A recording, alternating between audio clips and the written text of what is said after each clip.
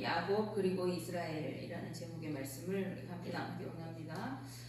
우리가 신앙생활을 하다 보면은 저 사람이 정말 하나님을 믿는 사람이 맞을까 싶은 사람을 만나게 될 때가 있습니다. 말과 뜻과 행실이 성도답지 않게 여겨질 때가 있는 것이죠. 우리가 그런 사람을 볼 때면은 믿는 사람이 어떻게 저렇게 말할 수 있나, 어떻게 저렇게 행동할 수 있나 이런 생각을 하게 될 때가 있습니다. 그런가 하면은 때로는 스스로가 자신의 모습을 바라보면서 왜 하나님이 나 같은 사람을 구원하셔서 거룩한 하나님의 자녀가 되게 하셨을까? 내가 보기에도 나는 한참 부족하고 연약한 자이고 선한 것이 하나도 없는 사람인데 우리 눈 씻고 찾아봐도 정말 하나님의 자녀다운 모습이 하나도 없는데 하는 생각이 들 때도 있습니다. 우리가 이러한 생각들을 하는 이유는 교회는 거룩한 곳이어야 한다 이런 생각 때문인데요. 거룩하고 정결한 곳인 이 교회에 다니는 성도들은 그들 역시 거룩한 사람들일 것이라고 여기고 있기 때문에 그렇습니다. 그런데 정작 교회는 어떤 사람들이 찾아오는 곳일까 하면은 죄짓고 부정하고 악한 자들이 와야 하는 곳입니다. 그리고 교회에 찾아오는 사람들의 대부분은 실패하고 아프고 고통 가운데 있는 사람들이 많습니다. 질병을 치유하는 사람이 병원에 가야 하는데 병원에 병을 고치러 가지만은 그곳에 있는 사람들은 건강한 사람보다는 병들고 고통 가운데 있는 사람들이 더 많은 것처럼 거룩하고 정결해야 할 교회, 그렇게 살아가기 위해서 오는 이 교회에 오히려 죄짓고 부정하고 실패와 낙심 속에서 고통받는 사람들이 찾아오고 그런 사람들이 더 많은 곳이라는 거예요. 거룩하고 깨끗한 사람들만 오는 곳이 교회가 아니라는 뜻이죠. 죄짓고 더럽고 냄새나는 자들이 이곳에 나와서 자신의 죄를 회개하고 예수 그리스도를 구주로 고백할 때 성령의 임재를 누리게 되고 성령의 인도하심을 받으면서 그의 삶이 점차적으로 거룩하게 되어져 가야 되는 것입니다. 성화된다 이렇게 우리 교회에서는 말하고 있죠. 하나님은 우리의 어떤 조건을 보고 구원하시는 분이 아니십니다. 성경은 우리가 아직 죄인 되었을 때에 예수님께서 십자가에 죽으심으로 하나님께서 우리를 향한 사랑을 확증하셨다 이렇게 말씀하고 있습니다. 거룩하고 정결하기 때문이 아니라 더러운 죄인이었을 때에 하나님께서 이미 우리를 사랑하셔서 독생자 예수 그리스도를 죽음에 내어주신 것이라는 거예요. 그러므로 우리는 자신을 자책하거나 또한 다른 사람들을 판단하고 정죄할 이유가 없는 것이죠. 그리스도 예수 안에 있는 자에게는 결코 정죄함이 없다 이렇게 성경이 말씀합니다. 우리가 또 위안을 얻는 것은요, 우리뿐만 아니라 성경에 기록된 인물들을 살펴보면은 그 속에도 정말 훌륭하고 주님이 쓰실 만한 그러한 인물이다 이렇게 평가될 만한 인물이 있는가 하면은 때로는 이런 사람을 하나님께서 부르시고 사용하셨지 왜 이 사람을 쓰셨을까 하는 의구심이 들 때도 있습니다. 오늘 우리가 읽은 말씀은요, 여러분이 잘 알고 있듯이 야곱이 야복강가에서 천사와 씨름하는 장면의 모습입니다. 이 야곱이 그 중에 한 사람이에요. 이런 사람도 하나님이 쓰시는구나. 야곱이라는 이름에서 알 수 있듯이 그 야곱의 그 어떤 속성은 하나님이 쓰실 만한 것과는 좀 거리가 있어 보여요. 야곱의 이름의 뜻은 발뒤꿈치를 잡은 자라는 뜻입니다. 이 야곱이 태어날 때 형 에서의 발뒤꿈치를 잡고 태어났다고 해서 이렇게 붙여졌는데 야곱이라는 그 이름의 뜻에는 약탈자, 속이는 자라는 뜻이 같이 되어 있어요. 근데 야곱의 이름과 같이 그의 삶도 그랬죠. 야곱은 지는날 자신의 형과 아버지를 속이고 형의 장자권과 축복권을 대신 가로챌 만큼 교활하고 정직하지 못한 이기적인 삶을 살았습니다. 뿐만 아니라 성급하게 행동하고 하나님의 뜻을 따라 살기보다는 자신의 생각과 방법을 따라 살아가느라고 실수하고 고난을 겪어야 했던 때도 있었어요. 그런 인간적인 부족함을 소유했던 야곱을 우리가 볼 때는 너무 못된 것 같아 보이는 그러한 모습일 수가 있죠. 그러한 야곱을 하나님은 사랑하시고 그를 만나주시고 그의 걸음을 인도하시고 그와 항상 함께 하시면서 축복해 주시겠다 약속까지 해주십니다. 야곱에게 자신의 장자권을 그리고 축복권을 빼앗긴 에서가 이제 분이 가득해서 이 야곱을 내가 아버지가 이제 나이가 많으셔서 죽을 날이 얼마 가깝지 않았으니까 아버지가 돌아가시기만 해봐라. 내가 이 야곱을 반드시 죽이겠다. 이렇게 죽을 기회를 엿보고 있었습니다. 그런데 이것을 어머니 리브가가 눈치챘어요. 그래서 야곱을 외삼촌이 살고 있는 바단 아람으로 도망시키게 됩니다. 그래서 이 야곱이 죽음을 면하게 되는 것이죠. 겉으로는 이삭에게 이 야곱에게 이곳에 있는 이방 여인을 아내로 취하지 말고 저 가나안에 있는 우리 동족에게서 부인을 얻게 합시다. 이렇게 해서 부인을 얻는 명목으로 가기는 했지만 그 걸음은 목적이 뭐예요? 죽음을 벗어나기 위한 그 위기를 모면하기 위한 그런 걸음이었습니다. 그런데 바단 아람으로 가는 길은 먼 길이었어요. 그래서 야곱은 부모님의 말씀대로 그 먼 길을 마다하지 않고 순종하여 따릅니다. 여기서 우리는 하나님 쓰시는 사람이 어떤 사람일까 조금 엿볼 수 있는데 하나님은 순종적인 사람을 사용하십니다. 겸손하게 하나님의 말씀 앞에 경배하고 말씀대로 따라 살아가는 자를 하나님은 사용하시고 그를 복주시고 동행해 주시는 거예요.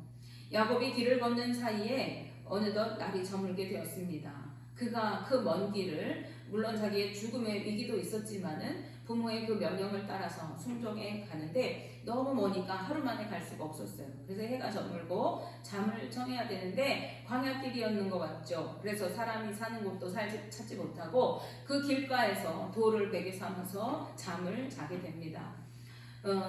인적도 없는 그곳에서 딱딱한 돌을 베개 삼아 잠자고 있을 때 하나님께서 꿈을 꾸게 하셨어요.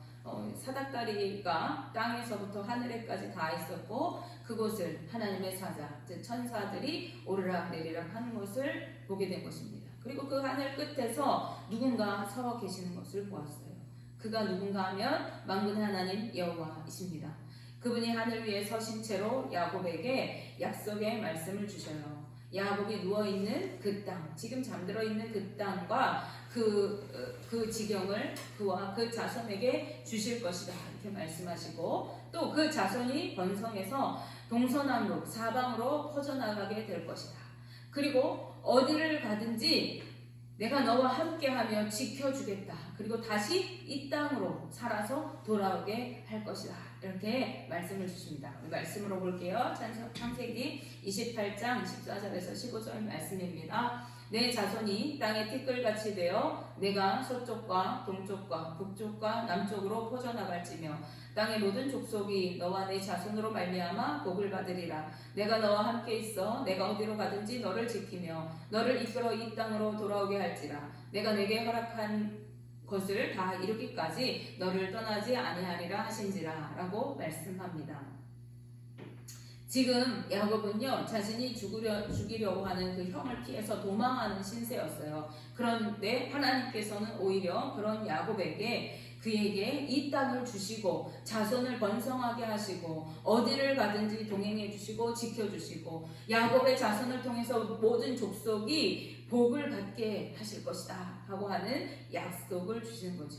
이 약속은 지금 자신의 상황과는 전혀 맞지 않는 내용을 담고 있는 것처럼 보여지죠. 게다가 그것은 꿈속에서 하나님을 대면에 만난 거예요. 그런데 야곱은 그것이 하나님의 음성임으로 봤습니다. 그러기에 그는 지금 내 처지에 이게 무슨 말이지? 이 꿈이 가당키나 한가? 나는 지금 죽을까봐 도망하는 신생인데 이렇게 의심하지 않았어요.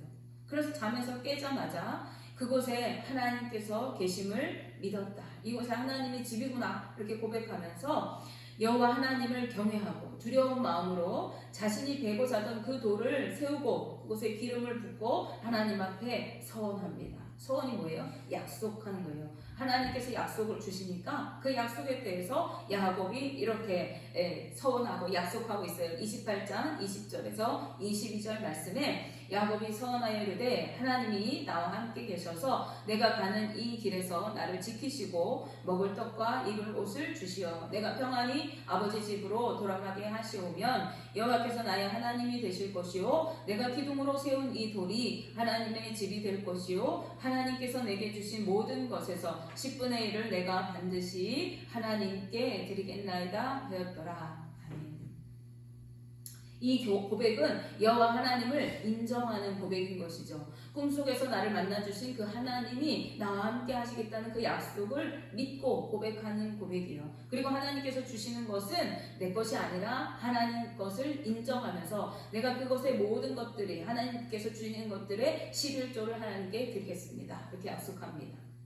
하나님의 말씀에 대한 야곱의 모습을 통해서 우리는 하나님께서 쓰시는 사람의 또 다른 특징을 발견할 수가 있어요. 그것은 하나님을 경외하면서 하나님의 말씀을 순전한 믿음으로 받는다는 것입니다. 반대로 에서는 어땠어요? 에서는 하나님께서 축복하실 장자권과 축복권을 소홀히 여기고 팥죽 한 그릇에 팔아버렸습니다. 내가 지금 배고파 죽겠다. 당장 먹고 살기가 힘든데 이러한 장자권, 이런 축복권, 내 눈앞에 지금 쥐어지는 것 없는 이것이 뭐가 중요한가? 이렇게 소홀히 여겼다는 것이죠.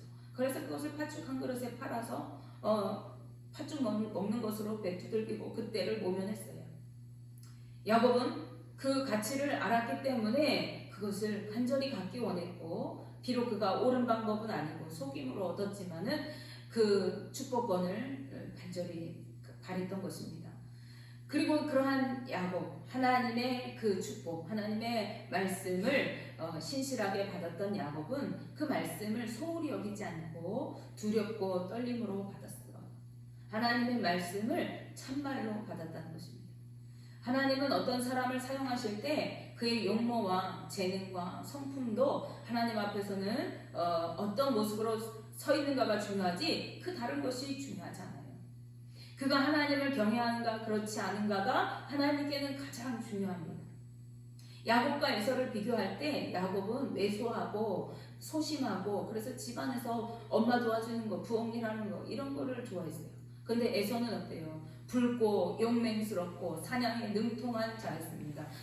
남자답고 또 건장한 그런 사람이었어요. 우리 눈으로 볼 때는 야곱보다는 에서가 더 훌륭한 리더십을 발휘하는 그러한 인재인 것 같아요. 그래서 아버지 이삭도 에서를 사랑했다. 성경이 말합니다.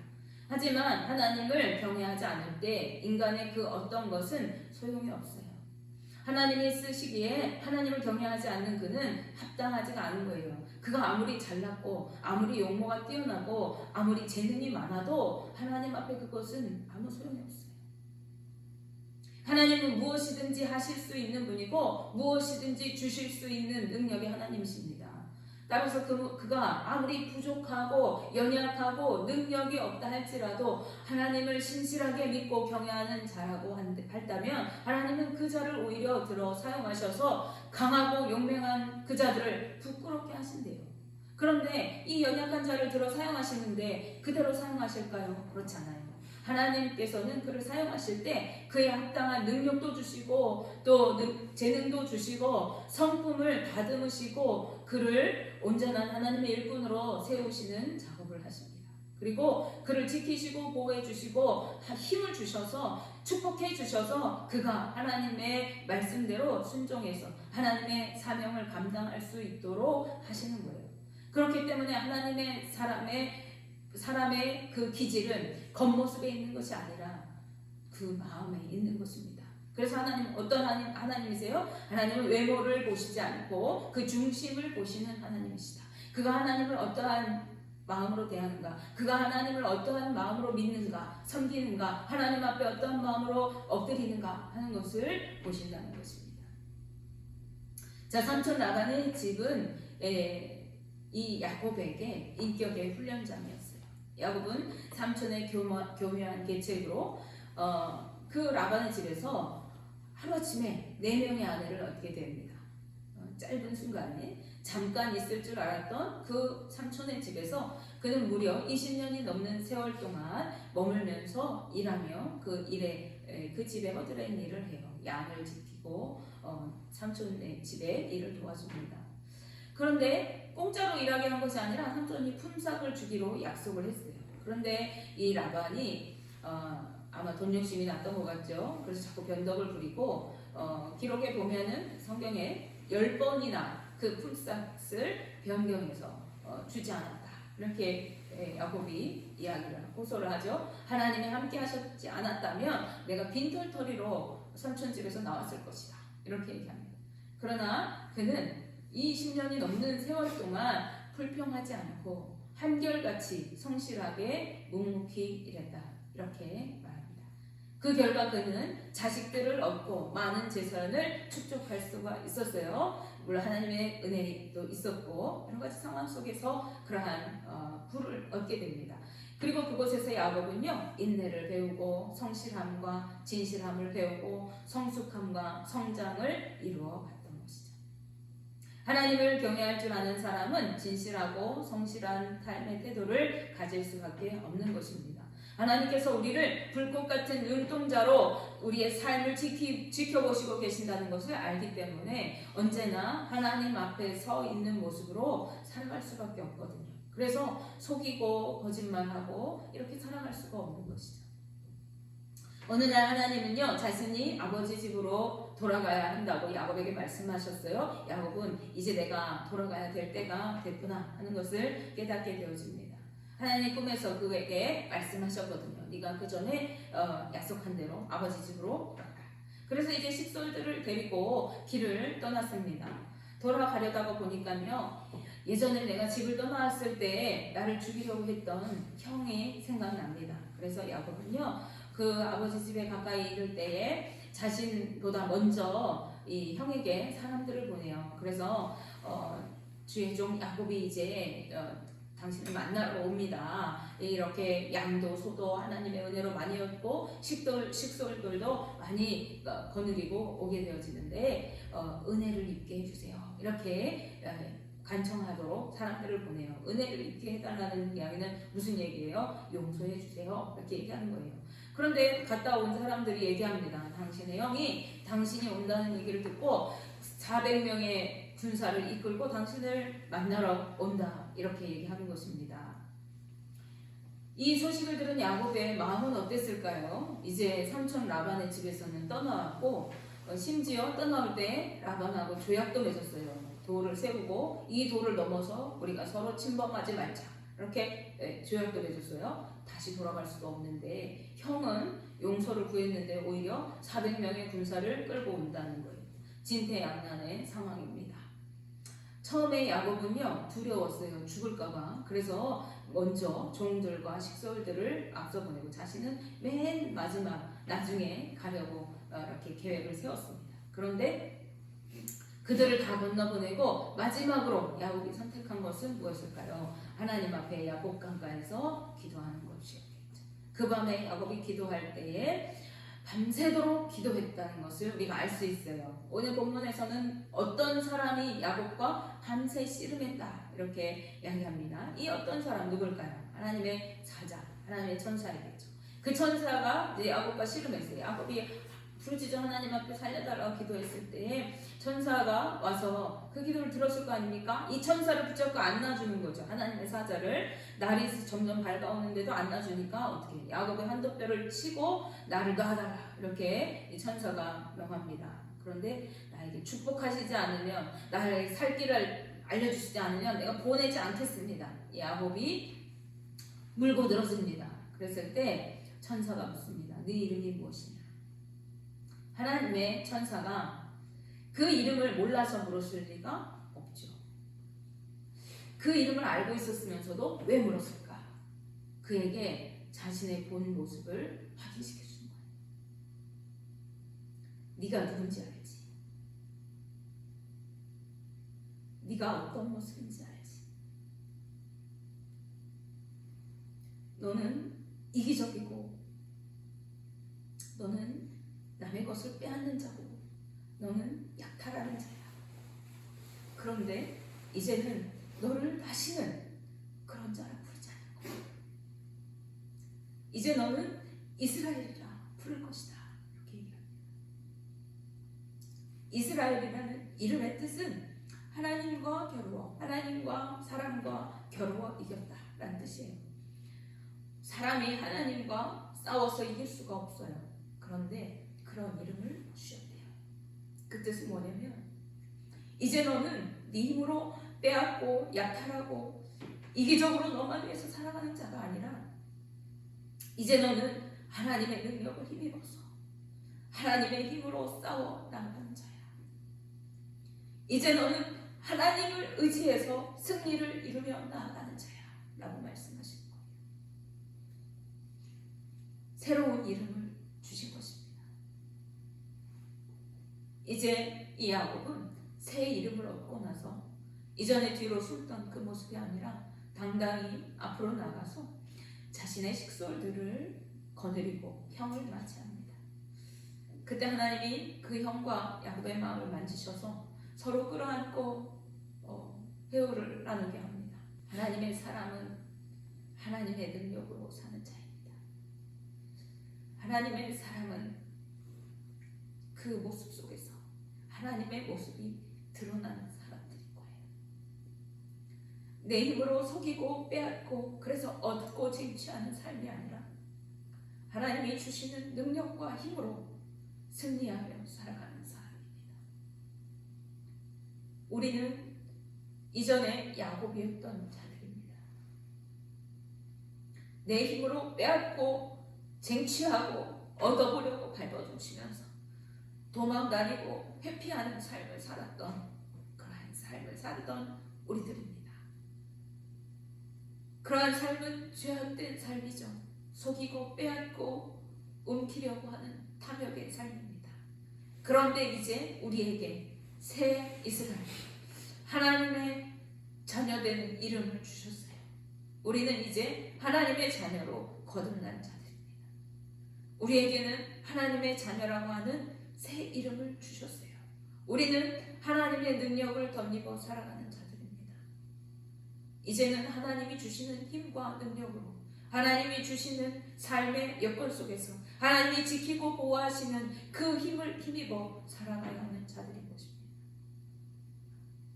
이제는 우리의 삶이 그렇게 달라져야 하는 것이죠.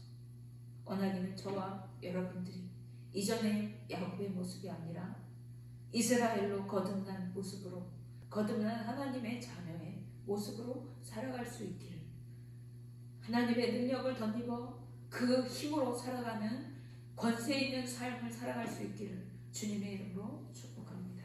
기도하겠습니다.